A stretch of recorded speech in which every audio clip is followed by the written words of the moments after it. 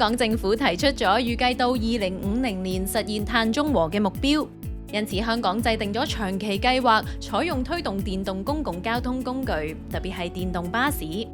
然而，由於電池儲能嘅限制，續航里程嘅問題係電動巴士尚未喺香港使用嘅主要原因之一。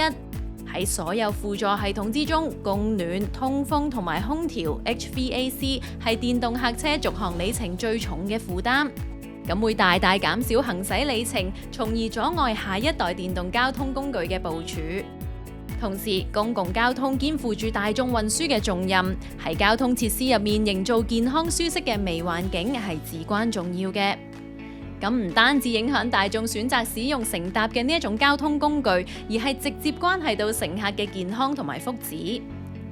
香港理工大學專業進修學院張浩博士一直致力於用 CFD 研究綠色建築同埋綠色交通。喺張浩博士進行嘅呢一項研究之中，將喺 CFD 嘅幫助之下，為香港嘅公共巴士開發一個基於人工智能嘅實時創新型 HVAC 策略。首先，建立一個專用嘅 CFD 模型，準確咁樣再現車內真實嘅微環境，並且透過喺香港服務嘅巴士上進行現場測量，去驗證已經建立嘅 CFD 模型。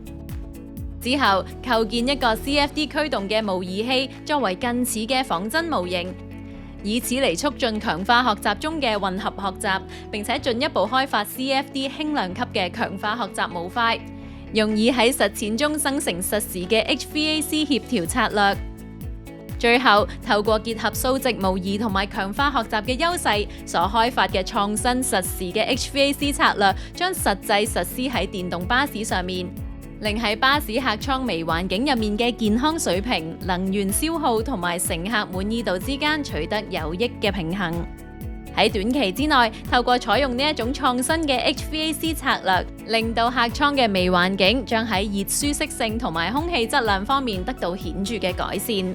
從長遠嚟睇，智能 HVAC 戰略嘅廣泛應用將會降低化石燃料運輸同埋下一代電動交通嘅能源消耗，令香港成為一個更環保嘅智慧城市。